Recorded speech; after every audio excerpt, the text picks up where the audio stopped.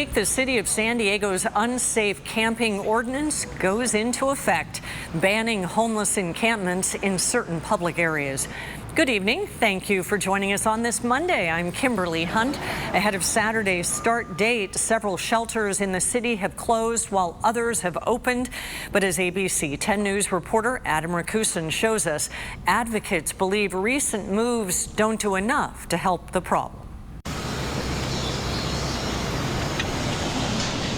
On Monday, the old San Diego Library in the heart of downtown sat quiet and closed.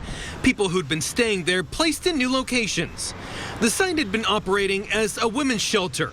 With its 6-month permit expiring, the city says the location will stay closed for now, with plans to reopen in 6 months with a new 180-day permit. Also on the move, the existing family shelter on the 2nd floor of Golden Hall. On Friday, the San Diego Housing Commission picked the Alpha Project to operate a new site that will provide shelter accommodations for families experiencing homelessness in the city of San Diego.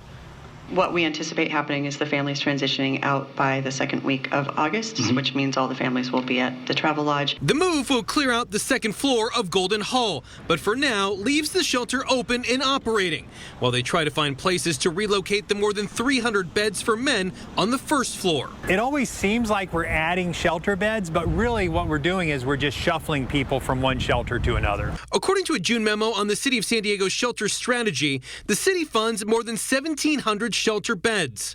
While the memo says the city is making strides, it also points out there's a need for a lot more beds. Advocate Michael McConnell says he worries what happens when the city's new ordinance starts, saying until there's enough access to housing, the city's going to continue to struggle to get ahead of the issue. There's thousands and thousands of people on the street. There's lots of people turned away from shelter every day.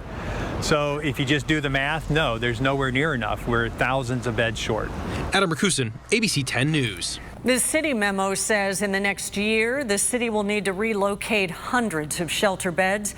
As for the safe sleeping site at 20th and B, there are 75 people there in 64 tents.